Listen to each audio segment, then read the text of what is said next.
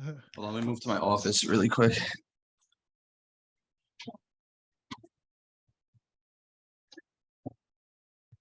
So you can introduce everyone to John and explain what's going on here. Go ahead. Take the floor, you all. All right, what's up, John? This is actually the first time we meet, John. But Nice to meet you. I caught my pleasure, man. I caught John on that specific elephant challenge that you guys just saw. And dude, the way he just maneuvers agents, to me was spot on. John, this is a group that actually a fraction of the group that is part of the elephant challenge that Pace just did. And we decided to do like an impromptu call today to talk about single families. This past week, we've been working on multifamily deals. But there's just, we're go-getters. So we wanted to talk about single families. And we just wanted to pick your brain on how your if your strategy has changed in the past couple of months since the increase of interest. And yeah, no, we appreciate your time and we thank you for being here. Yeah, of course. So I mean, the only thing that's changed is obviously speaking to the buyers and seeing which ones are still buying and if they shifted their criteria or if how they're running comps sometimes. Because some buyers, like when you have a good relationship with them, they'll explain to you like they'll come back like this isn't the ARV, like I think it's this and this is why. Like some buyers do that, not a lot. So when you have those buyers, you have a good relationship, you could kind of see how are they running numbers now for the adjustment. I mean, the Fed just raised rates by another 0.5 basis points on, I think it was Friday or Thursday or whatever it was. So that just means that I got to be probably another 5% more cautious. I'm really not looking at anything that's over 90 days. If it is over 90 days, I'll adjust it by like anywhere from 15 to 10% down. But when I'm staying even in between 90 days, if I have an ARV, a comp that could give me an ARV of like 400 or a comp that could give me an ARV of 420, I'm most likely going with the 400 number. So you got to be very conservative and also try to find as close of a model match as possible. So if I see like if there's a perfectly remodeled home that doesn't have a pool, right? And then get in here. My cat's going crazy, sorry. So if I don't have a pool and there's like a perfect remodel that has a pool, but then a perfect remodel that doesn't have a pool, right? A lot of buyers will be like, listen, it's depending on your area, like in Florida, like pools are very important, right? So sometimes you can't just do a $30,000 adjustment. Like you will just have to completely either disregard that comp that has a pool and find ones that don't, or be very conservative and take off like 30 to 50,000 for that pool, not just 10 or 20. So you talk to your buyers, you find out if like I'm not seeing it here. If they say ARV is way too high, okay, cool. What were you seeing? If they say I'm only seeing 400 and you had like 490, try to figure out how they got to that 400. And you could kind of figure that out by yourself.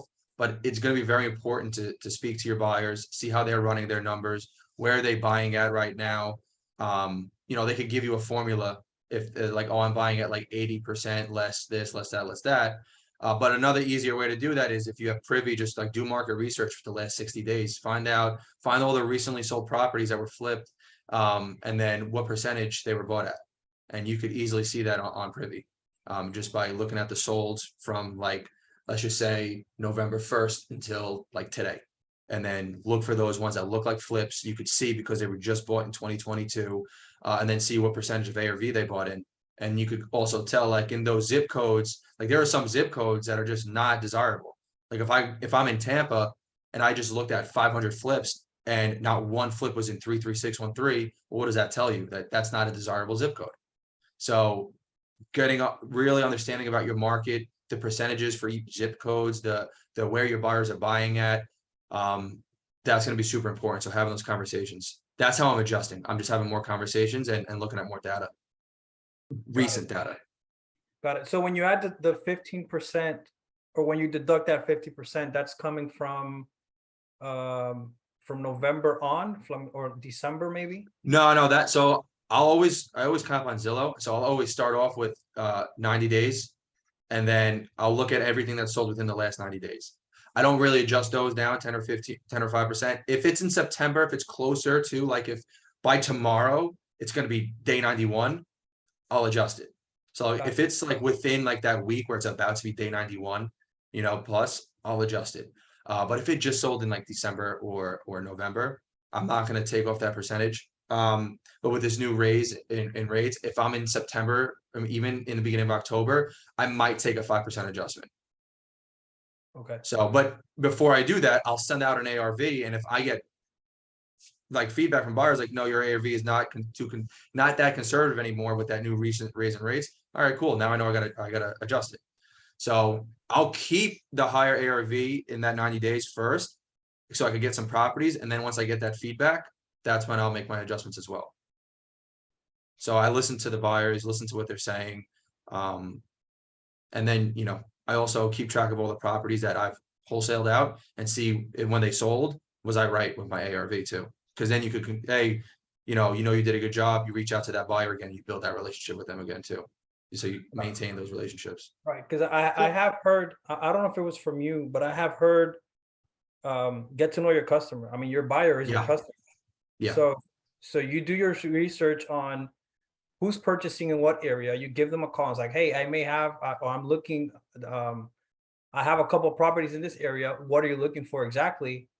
To send you, right? Yeah. Or you could ask them too, like, what are you not looking for? Because a lot of times it's easier for them to say what they don't want than what they do want. Got it.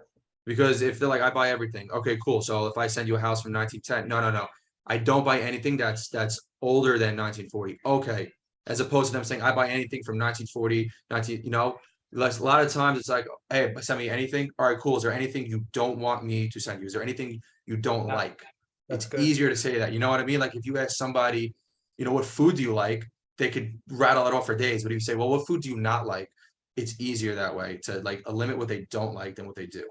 Yeah, that's key. That's good right there. So my question for you, John, is like, what is your goal on that initial call between you and With the agent? buyer? Oh, me and the No, agent. with the agent. So I speak to the listing agent. So my initial call is to get an understanding of the property. But also like have them know like I'm serious at the same time. Like I have that confidence on the phone where they're like, all right, this guy does deals, he knows what he's talking about. But first thing is tell me the story. What's going on with this thing? Like, oh, this just listed. Perfect. I don't see the age of the major items. Let me know so I could underwrite better. So it's first to make that initial introduction. Like, hey, I'm John Galan. I'm an investor in Florida and I'm interested in your home. And then from that initial introduction is when, we pivot down. So it's either I'm going to offer on the property. I'm not going to, I have to price check them. So I don't know. Do I talk creative on the first call? No, I don't even give them a number on my first call. I haven't even looked at the property. To be honest with you, I don't comp until I speak. Like I'll soft vet properties on Privy really quick. Like today, what I'm doing is I have to soft vet through like 220 properties right now. I got like about another 115 left. But I'm just going through the ones that are 1 to 49 days on market. I'm quickly looking for like, am I going to be 130K below list, like off of a 1 minute analysis? Yes, I'm not calling that property. So I'll soft vet quickly. Anything over 50 days, I'll just call the agent on because at that point, there's time there that's against them. But that first initial call is just me making an introduction so I could actually find out what the story is. Because Gotcha. there might be a sinkhole on the property that they don't tell you in the description. And all of a sudden, if you were to offer on that and you never spoke to the agent, you wouldn't have accounted for that and you're gonna be way too high.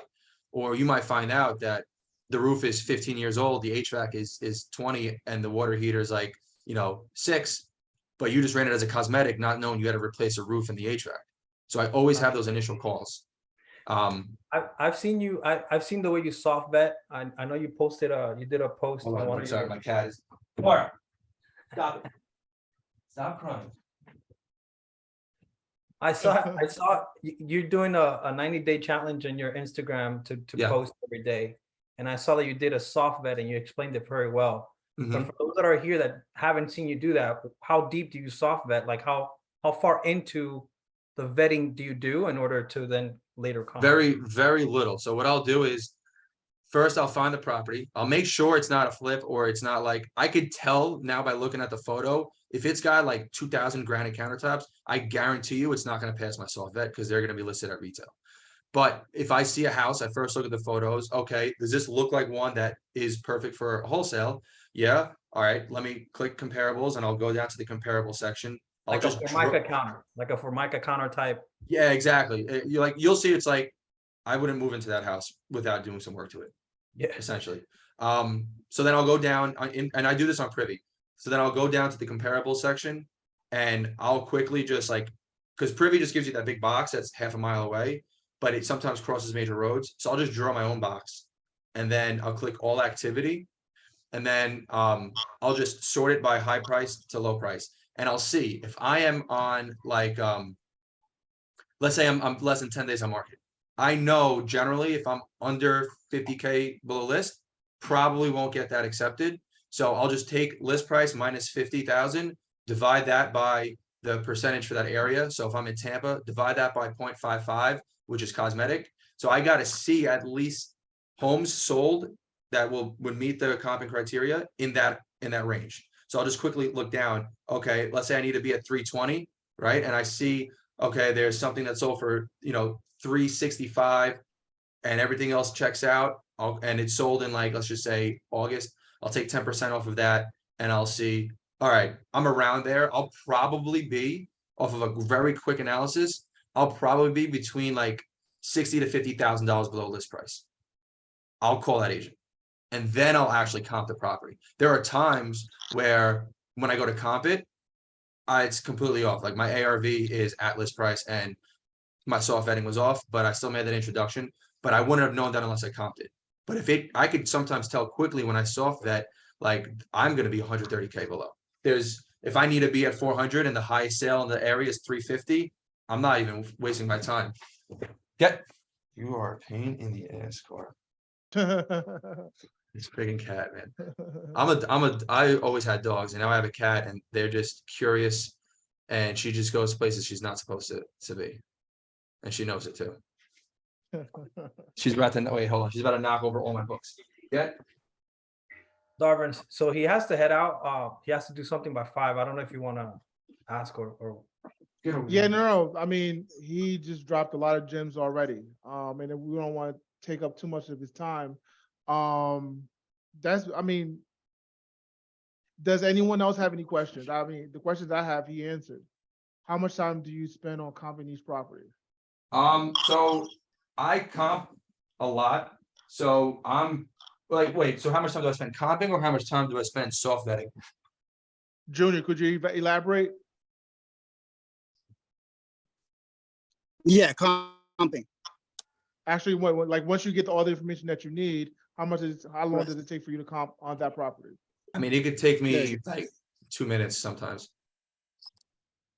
Because I've comped a lot of properties now and I'm stuck to one market. So now I know certain zip codes, I know areas, and like a lot of the homes I've seen. So like sometimes I've already comped the property if I get it in microflip and I'll just see when I comped it and I'll just look at that. But a lot of the times, like when I comp, unless it's like a weird situation where it's just like a funky house, I would say it takes me on average anywhere from like 2 to 5 minutes to comp it, and I just probably more around the 2-minute mark. Gotcha. But that's going to come with reps. That's going to come with reps. So like I've from July until today, I've probably comped a little over, I think around like 1,100 properties. But that's reps. That first one I did, it probably took me like 15, 20 minutes to comp a deal. Now it'll take me like 15, 20 minutes to comp like 7 deals, 10 deals, but so it's just repetition. But that's and then you'll get familiar. Yeah, and that's after the soft vetting because you're not gonna comp a house that's not worth comping. Right. I'm not even gonna call the agent on a house that's not worth comping because it tells me another thing. The agent doesn't know how to price the property. So if they bring me an off market, 9 times out of 10, it's just gonna be like not even close.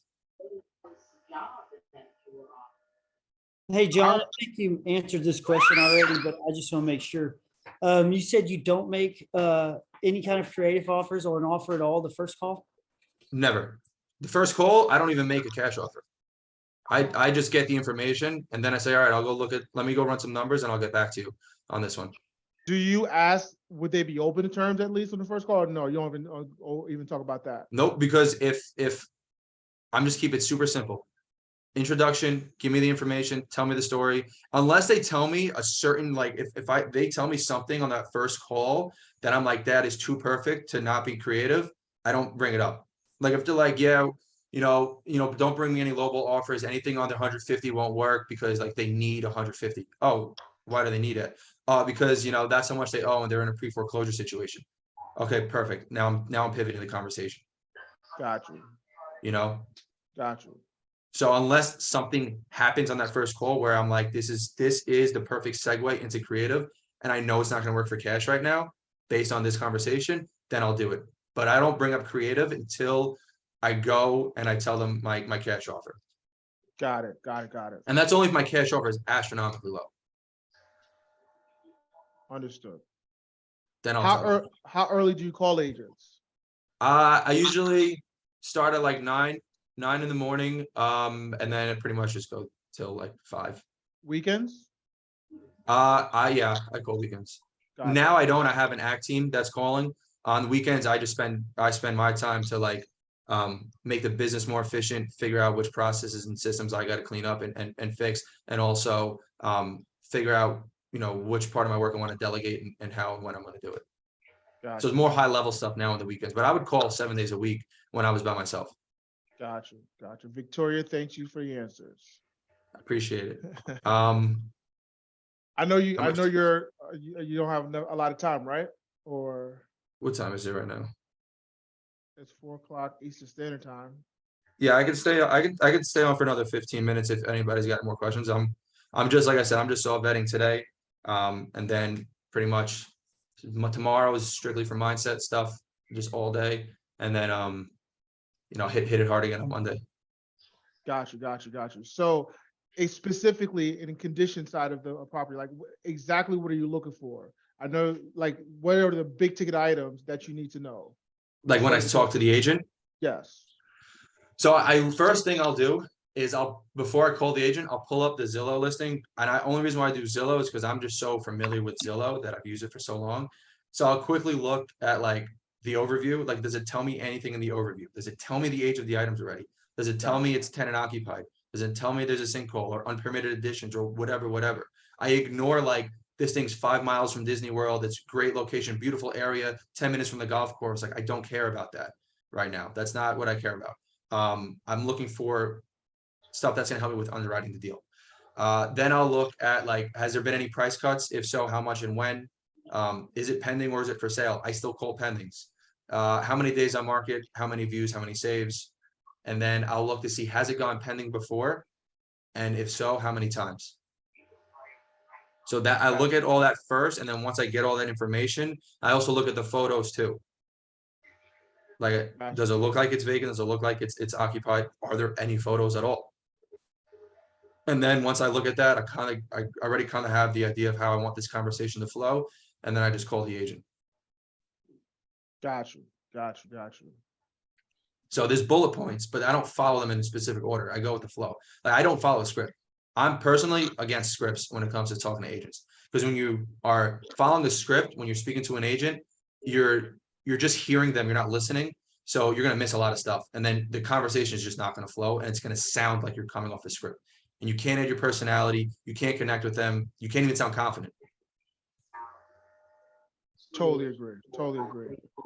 So Listen, and go ahead. Go ahead. I was gonna say, and also a lot of times people are thinking like agents are these like, like, oh, you got to speak so formal to them, like you're on an interview. Like, agents are just like us. Like when we were younger, like teachers, like when you were a kid in school, like a teacher was like, oh my, this is like Mr., Mrs., whatever. Like they're this like person with authority. And then you grow up, you go to college with these teachers, and you realize like they're just like us. Like your best friends are teachers, your friends are agents. Like your best friend could be an agent, and you know that they're getting drunk every Friday, Saturday night, and they're just like everybody else. So instead of speaking to them like they're interviewing you for a job, just like have fun with it. Like they're like, they're your friend. Cause again, you're trying to build relationships with them. You're not trying to find the boss. So like I'll say some random stuff to an agent. If I get bored of always saying the same stuff, like you could just throw random stuff out there. Like, you know, hey, my name is John, I'm calling you on your listing. Okay, boom, boom, you have that call. Then you call them back. If you realize that they're listed at ARV, you know, or you're following up with them on a property you've offered on. Hey, Melissa, this is John. I just wanted to see, you know, has your seller come back down from Mars yet? Because this price is still astronomically high. Like random shit. If you're a funny person, add some jokes in there here and there. Because if you make them laugh, they'll recognize you more and they'll understand you more. You know, I've had an agent call me. She goes, yeah, you know, we got this brand new HVAC. It's you know, it's lifetime warranty. I'm like, all right, perfect. Who's lifetime? Because how old is your seller's like 90 years old, so it's just gonna last me 10 more years. Like how, you know, whose lifetime is this? And she laughed at that. You know, again, it doesn't have to be always funny, but crack jokes here and there, because if you make them laugh and smile, all the walls come down. Got it. If you're not funny, you know, just have a good tone of voice. Because if you say it monotone, it's gonna be awkward. And don't be afraid of silence. Don't think you have to fill the gap with just you talking all the time. Give them a chance to speak, you know? Like, why is this, you know, I'm calling you on this listing. I'm not really seeing it at the 395. Like that's kind of where the resale value is. And you know, I'm not sure if you noticed, but the place needs a lot of work. Oh yeah, no, my seller put it there. Oh, okay. You know, is your seller just stubborn or are they you know, not motivated? It's a mix of both. All right. Well, the stubbornness we could work on together. If they're not motivated, then I'm not wasting my time. So just let me know when they're motivated. Just show a buyer gives you a spread. If they give you a profit they want to make, all right. I'm not really running it like they're going to run it because I'm not a flipper. I'm not trying to spend all this time doing all this due diligence. Like I'll do quick math and they'll tell me if it works or not. But if they say I need a spread, that's so much easier to calculate. It's like, oh, I need at least 100K spread. All right, if I know ARV is 300 and I lock this thing up at like 180, I could give it to them at 200 because that's 100K spread. If they need 150K, I can't give it to them. That's not for this guy. That's not for this buyer. So I'll do first my MAO times my market percent, my ARV times my market percentage, and then I'll see which buyer is this for Got you. and what's the spread. Got you. So, but you got to know the market as well. Like I said, zip codes are different. Like there are some zip codes in Tampa where you could sell it to somebody at like 62%. There are other zip codes where you sell it to them at 55%. And you get that from doing your market research. Got you. So John is you were a former CPA, right? Yeah. So he makes it sound so easy. I also used to overthink a lot because I was a CPA. But then I just decided to develop the fuck it method. So when I start overthinking something, I just say fuck it and I go with my gut. And I'm forced to make a decision. I'd rather make 10,000 wrong decisions than no decisions. Because I'm going to be so much better after those 10,000 wrongs. Like I've canceled like 19 contracts. But I'm so much better and more confident over the phone because I've canceled those contracts. Because the hardest thing you could do is cancel a contract with an agent. If you get good at canceling contracts, everything is so much easier. You know what I mean? Because your first thing when you get a contract, oh my God, I hope I don't cancel this thing. I'm so nervous. Like if I have to cancel this, what am I going to say to them? But now if you're canceling them, you're like, all right, let's freaking sell it. If I don't, like I already know what I'm going to say. I'll just make some shit up. Or I'll use my buyer's feedback. Like I just canceled the deal the other day. And the agent's like, the way I went about it, she was like, oh, thank you. You know, now I can tell my seller this, like, that's really good to know. You know, I appreciate you letting me know, like, yeah, no worries. Like, I wish we could make this work, but hey, listen, I'm still picking up property. So, you know, nobody has 100% hit rate, but I'm definitely batting above 500. So send me some more. The next day she sent me another one. I didn't tarnish the relationship. It's all about being communicative in the middle of escrow. And when you cancel, don't say something like, hey, not going to work. Why? Because like, just, you know, I'm not really, I can't do it. The rehab budget's too big. You got to have a reason. You know what I mean? You can make something up. I always tell agents I'm using private money now. I don't ever say cash. Why? Because now I could blame everything on my lender. You know, like, oh, I need a retrade. Why is that? I got 10 outstanding loans with this guy. And honestly, at the purchase price of 350, it's just not penciling out for the ROI he wants to make. He gives me 100% LTV. I could try to get 90% LTV right now, but I'm gonna have to lower the purchase price even lower. So I need a new price at 330. Let's make this happen. If not, I'm gonna have to cancel. Like, believe me, I've tried everything I could, but Right now, it's out of my hands. And sometimes I just come up with stuff off the cuff, but it's, you just keep going, and listen to your buyers. Why don't you want the property? What's wrong with it? Oh, the area sucks. Okay, well, it's hard to say the area sucks to the agent because you're supposed to know that the area is horrible. You know, you could just say, oh, nobody wants to lend us this deal. I even tried as far as wholesaling this thing for free, and nobody wanted to pick this up. So unfortunately, there's nothing I could do about it. I did whatever I could do to not cancel. But the feedback I got, there's no central air. And it's just really hard to get construction crews down here because the area is trash. You know, I'm new to Florida in general. I've done a ton in Arizona, but I didn't understand how bad this area was. I apologize. That's my fault. So I'm gonna have to cancel. I don't want to waste your time anymore. Man, those are crazy gems. Hold on, so happy. Okay, yes, this call is recorded, so if you guys want to come back and listen to all these crazy gems, you can. Listen, any other questions? Because we don't want to hold up John. We appreciate his time. Any other questions? And one thing I could say is, before you start your day and before you start calling agents, like a lot of us, especially when we're new, when you hear that phone ringing, you're like, oh my God, please don't answer, please don't answer, please don't answer, please don't answer. You're like, you're nervous if they're gonna answer the phone. And when they answer, you're like, hey, Mary, I was calling about your and boom, conversation's dead right from the get-go. But if you're on the phone, like when it's ringing, like, come on, pick up the phone, pick it up, let's go. Because there's money to be made on that other line.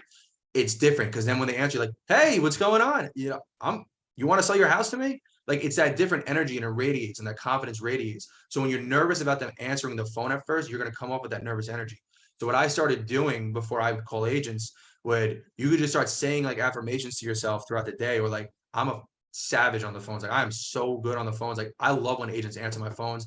I'm such a beast on the phones. Agents, when I have to tell an agent why the price doesn't work, they understand and they listen and they like it. I'm so good at speaking to agents and negotiating. Like, I am a beast. I'm such a beast. And you say it so many times and with confidence, and like you actually believe it, and it happens. I also have conversations in my head. Might sound weird, but like, I role play with myself when I'm making lunch or when I'm making breakfast. Like, if I know I have to do a hard conversation, I have it already in my head beforehand, and I think of the worst case scenario and how I'm going to respond. And then when I do it, it's not as hard. It's like when you look at freezing cold water, it's always colder in your mind than it is when you actually jump in. That's the same thing with agent conversations. Like, I've had more calls in my head than I've actually had in person. So, and it helps because it's also, you're visualizing, you're feeling it, and it's going, and you're like, okay, that's not hard. And what's the worst thing that happened? The agent tells you to go fuck yourself. That's happened to me. Never. Actually, that's never happened. But there's an agent, like, and you want to mirror the agents, mirror them. If they're assertive and they're a hard ass and they're straight to the point, don't waste your time, go straight to the point and return that. Like, I'm an experienced investor. Like, I know what I'm talking about. Like, okay, what's the age of this stuff? All right, cool. Really nothing else. Is there anything else you want to tell me before I underwrite this thing? Like, I need to know. No, perfect. I'll give you an answer tomorrow. Thanks. Hang up. Whereas if it's like some sweet agent, like you're building rapport with, then mirror it. It goes with every conversation. Mirror the agent. And then the last thing I was going to say, oh crap, I just like brain farted. And if you forget a question in the middle, like, you could literally just do what I just did, but shit, I just brain farted. And they'll be, God, no worries. Long day. No. Oh, if your conversation's going more than 15, 20 minutes and it's going nowhere, get off the phone. You're wasting time. And how do you do that? Oh, hey, listen, I got to call you back. Title's actually calling me on another closing. I got to pick this up, but I appreciate your time. If I have any questions, I'll text you. All right, cool. Thanks. Bye. Hang up. Oh, my kid's crying in the background, even though we don't have kids. Just say something that's urgent to get off.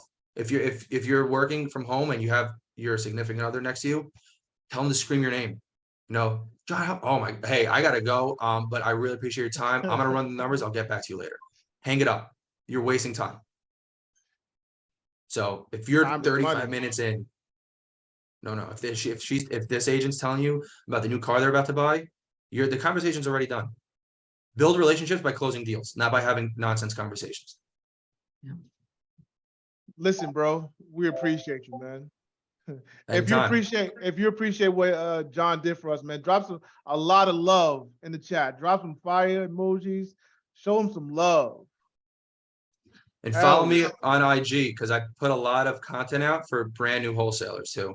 That was my next question. How could everyone find you? Could you I'm gonna drop your put I'm gonna put my IG in the chat. perfect. So I think today was day 78. So I have like another another 12 or 11 days left of my 90-day challenge. So Of the there's added already content? yeah. So I never posted on Instagram before. So in like October, I was like, all right, I gotta get loud because Pace and Jamil always told me like, bro, you gotta get loud. I'm like, all right, I'll do it. So it was out of my comfort zone, but I was like, again, fuck it. I'm just doing it. So October 1st or whatever it was, I started a 90-day challenge where I had to make a post every single day for 90 days. And do it on my IG. And right now today is day 78. Nice. So almost Let done. me But tell there are you, days Is there a those posts, website where you can those posts find are all straight the, gems. Those posts are appreciate straight that. fire. Yeah, man, they're really good. I try to think of what I struggled with in the beginning and then try to elaborate on it in 90 seconds.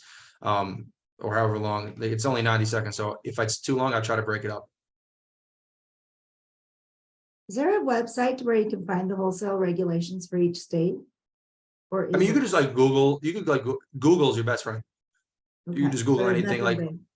yeah, I mean, like every state's different too, you know what I mean? But like Google, talk to people in that state, like having conversation with people that are doing a lot, like is some of the easiest ways because they've already done the research for you.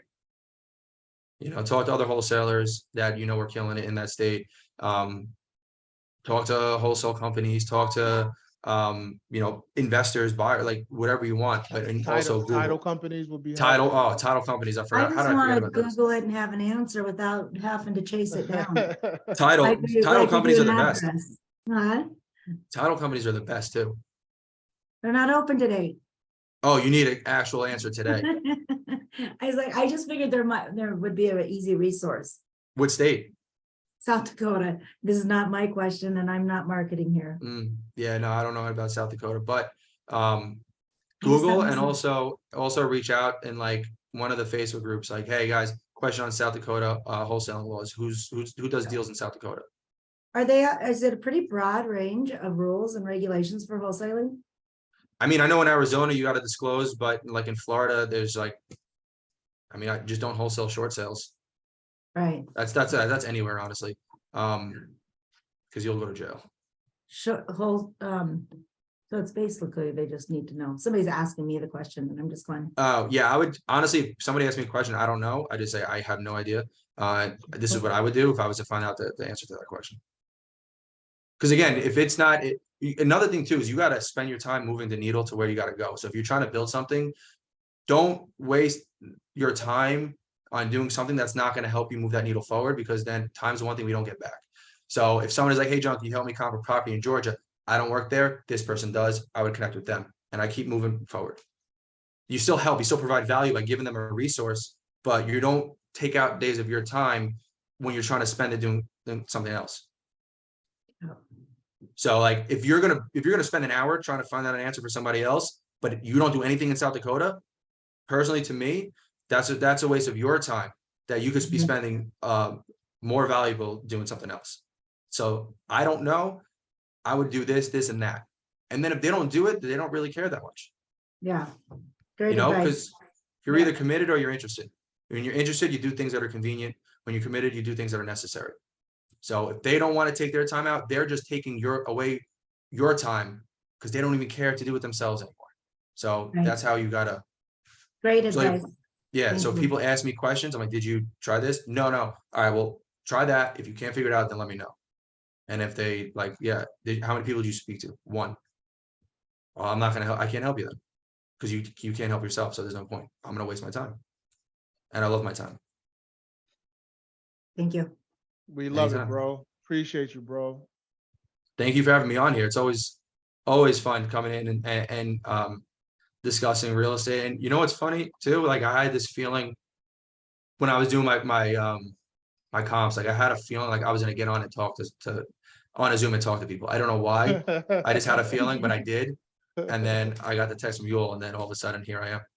You manifested That's it. badass. I did. He doesn't know we were critiquing his last video on Secret Yeah, Agent. yeah, Were you really? yeah. we were We was ringing- watching. yeah. We was watching that video with you, Emily, and Jamil when you were calling agents. So did you see the one I did pitch creative to? Did you I get don't to that think one of we- those last we- calls? No, no, Didn't we make didn't it get that there yet. far. Okay. So the very last call I make on that challenge, it's kind of a mix of everything. But the only reason why I went that route, and you'll see why I pivoted, was because certain things came up that made me make that pivot to pitching creative on the first call. Gotcha. So that's like that's like the last call I make on that. The one they're talking about is the one where the agency said that they're not accepting lowball offers, and she was kind of like really straight and direct with you at that instant that you guys got on the phone. Mhm. And I don't remember what happened afterwards, but they were saying if they're not willing to go down, why wouldn't you offer creative, for example? Because I don't even know where I'm at. Like sometimes I'm higher than the local offers, Got you it. know, and then sometimes I'm not. And if I'm not, if I know I'm not, like I don't wanna I only answer questions that I'm asked. I don't just tell them all the information up front. So why am I gonna pivot to creative right now if I don't even know what my cash offer is? Because obviously cash is ideal. If I could be around their range, I'm gonna do it. But if I know I'm not, hey, this is my cash offer. However, if they want that full price offer, you know, they gotta be open to terms. And then I don't ever tell the agent my terms. I never tell an agent my terms. I get her to get the seller on the phone with me, and then I speak to the seller directly. Yeah, because that conversation what happened before you even comped the property. Correct. And then again, when you try to pitch, some people it works, some people it doesn't. But when you try to pitch terms to an agent, it's like playing a game of telephone. I'll tell the agent watermelon, watermelon, watermelon. She'll go back and tell the seller pineapple, pineapple, pineapple, and the seller hates pineapples but loves watermelons. And we would not have known that if we never got on the phone together. Yeah. So I use that literally. I use that legit example to agents. I'll say that to them. They'll laugh and they'll understand, and then they'll get me a conversation. They'll set up a conference call. Yeah. So That's gold. Thank you. yeah. So I always, if you're gonna pitch creative, like, oh, what are your terms? I don't know. I need more information. I can't just spit out terms to you. Like, you want my preferred terms? Fine. It's not gonna make sense, and it's gonna be a no. If you can't get this conversation going, 10 out of 10 times, I'll tell you right now, it's just not gonna work. And I'm not wasting my time, and I'm not wasting your time either. It's gonna be too much back and forth. So let's set this up, and we'll have that call. If not, by all means, I'll go ahead and buy another property. I'm all good with that. But yeah, I really take my time seriously, and I'm not trying to waste it. So let me know what you want to do. And then 9 times out of 10, they go and get the seller on the phone. So Nah. confidence, again, confidence. They won't question it. Yeah. So guys, if you're just starting out, know you're gonna be bad in the beginning, but enjoy the horrible conversations, because every bad conversation gets you better and better on the phone. When you have to do a hard conversation, like, don't get nervous, get excited, because you know in 2 minutes you're about to be 10 times better on the phones than you were before that call. So that's how you got to look at it. Okay. And when you're struggling, just know the only place you go is up. So like, I love my struggles because I just know I'm growing, and I know it's not forever. It's temporary. And then once I get out of that, oh my God, I am so much better. Like, when I started my team, we were dry for like 2 months, and it was tough. But I was like, I did not take I did not even care. I was like, I'm growing so much. And then boom, 5 weeks. This last 5 weeks, we've assigned 11 deals. But before that, we were dry for like 2 months because we were doing something new, something uncomfortable, but we didn't give up, and we just stuck with it. And now when there's a problem, face it head on. I'm like, hey, what's the issue? How do I solve this? And I think about it. I meditate on it. I sit in silence on it. I'll write stuff down. So, and you also got to know where are you doing this? Like, what is your end goal? Like, what is your reason for doing this? Because you'll stop spending time doing things that are not going to move the needle forward. and make a schedule, time block your time. If you're gonna do agents from 9 to 12, I don't care about anything else between 9 to 12 besides agents. If I have a doctor's appointment, you best believe it's after 12 o'clock. Mhm. If my girlfriend's like, hey, can you help me wash dishes? After 12 o'clock. Can you help me clean the apartment? Yeah, after 12 o'clock. You want to take a walk? After 12 o'clock. That's sacred time. That's just me and the phones, nothing else.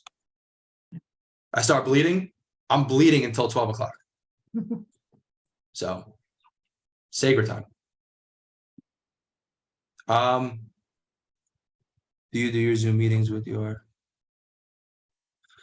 No, so we don't, so now throughout the day, I honestly haven't called. I don't do as much agent outreach anymore because I'm comping all of the deals, working some of the micro flips, and I'm also doing some TC work right now. So I'm doing a lot of the stuff, so I don't have the time to make calls right now. I used to host Astro Zooms where I would do agent outreach calls and they would listen to me. But right now, it's just nonstop. But once I start delegating more, yeah, I'll start hosting Zooms. I'll call an agent every now and then and post it in the chat. So yeah, if you're an Astro, or even if you're just in the free Astro flipping group, once I start having these conversations again, I'll start posting stuff in there. So, but don't forget, guys, it's the confidence. You're the buyer, they're the agent. They have one property or two properties they're trying to sell you. You're trying to buy 10 a month. So, and there's thousands of agents. Yeah. They want you. You don't need them. Okay. And once you know your numbers, you're right. So your offer is, if it doesn't make sense, if it's too low, then, oh, sorry, it's not too low. You're too high. But don't accuse them either. Like, you want to build those relationships too. So cultivate that, sow those affirmations every morning before you get on the phone. You'll just start feeling better. Have those conversations with yourself, role play with other people, role play with yourself. And then just, I mean, take a deep breath. You're not ever gonna get being pained by having a bad conversation. Honestly, it's quite the opposite. I love my horrible conversations. When you have that relationship with those bad conversations, they're not so bad anymore. So, and work on your mindset every single day. I spend 90% of my free time is cultivating my mind. Honestly, I don't even research real estate anymore, but the information just comes to me because I'm so tapped in up here. 90-10 is what I do. 90% mindset, 10% information. So work on your mind every single day. What's Hey, your And it'll quick just first? question. I know you gotta yeah. go, man, and I know we're just pulling this along, but are you only using like Zillow, or are you still like skip tracing leads and stuff like that? No, so I use Privy to find my deals, and then I use Zillow to comp and for my bullet points. But No like, cold calling, no, mailers, texts, all that. I don't even consider those cold calls anymore. I consider those warm calls because I'm calling them on something specific. I'm not just like, Gotcha. hey, I'm John, I'm an investor. You got anything I can look at? No, it's, hey, I'm calling you on your property that you're trying to sell and I'm trying to buy it. So it's more warmer of a lead, Gotcha. you know? So I love calling listing agents. I don't really ever use buyer's agents. And if they ask me why, I just have more success with listing agents, and listing agents have the properties. I want the properties. So Cool, man. Thank you. anytime, man. Yeah. Yeah, thank you. Bro, thank you so much, man. We appreciate you. Yul, thank you for connecting us with John.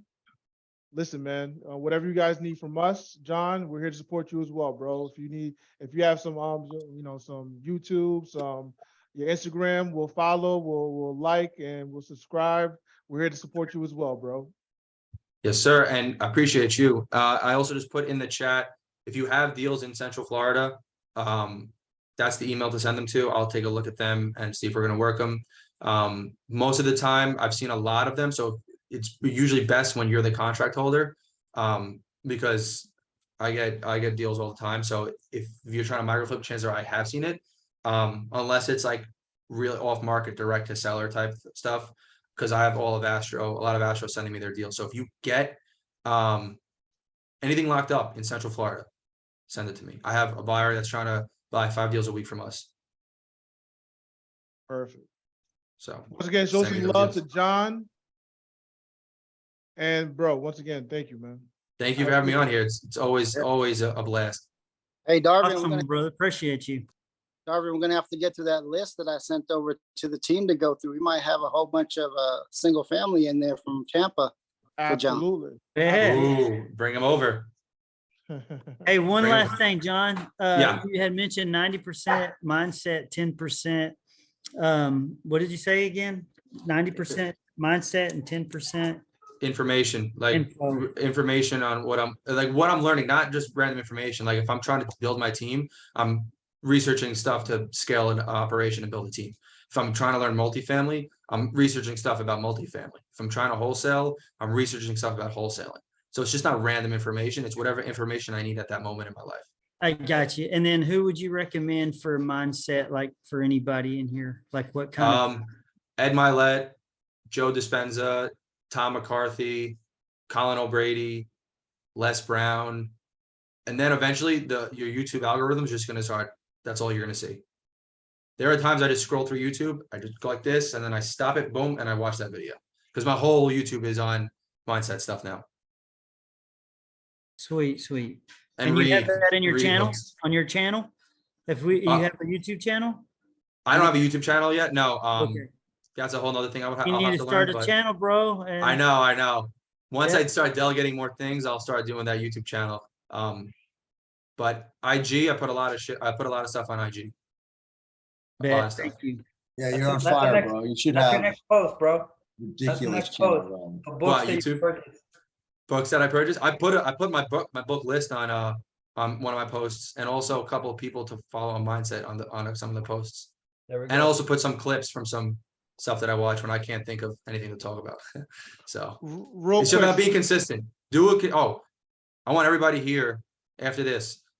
Pick doesn't have to be 90 days, could be 30 days, but a consistency challenge. Pick one thing you're gonna do every single day consistently, whether it be post on IG, whether it be I'm gonna put my pants on before my shirt, like whatever it is, pick something and do it every day for however long you want to do it. Because there are days I wake up, I'm like, I don't want to friggin' make this post, but I made a promise to myself, nobody else. So I'm not gonna let myself down. And then you grow from it because you're like, I could do what I say I'm gonna do. And you get more confident. So I want everybody here to pick something they're gonna do consistently over the next however many days and do it.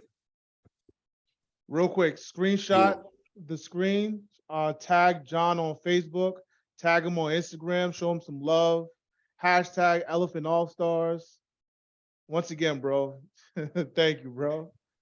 Thank you, everybody. Thank you for having me on here, man. Thank you for doing this for the community. It's always great when everybody just gives back and has stuff like this, like little masterminds like this, because some people don't have this within their friend group. So it's always great to have these calls every day, especially when people are struggling or not sure what to do. So I appreciate both of you guys for doing this as well. No problem, bro. Thanks for answering, bro. Anytime. If you ever want me on again, just let me know. As long as I'm free, I'll pop in. Awesome. Love it. All right. Appreciate you, brother. Thank you. Thank you, Come on brother. tomorrow. Take care, See you everybody. tomorrow. Woo! Peace. No, hold on. Listen, man, I don't know any Yep. other group that's doing this, man, but we getting rock stars every single day on our Zoom calls. Man. Thank you, man. That guy Once was again, fine. man, you Thank thank you. you. Thank you. You'll appreciate that. My pleasure, man. Shout out Value you. on a Saturday? Shoot. We got Justin Jr., man, getting us guests. We all got enough He passed on the information now. anointing. Time to execute. Yeah, man. So once again, I don't want you guys to get confused with trying to figure out the cosmetic percentages, getting all that information, because it's not necessary in our process. Our process, what you're looking for is the actual comp. How much is the house Oh my worth God. once it's all fixed up, right?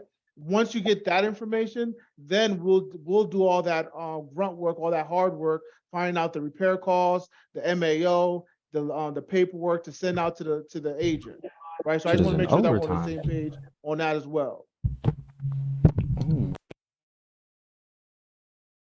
Thank you, darling. So that's a lot to absorb.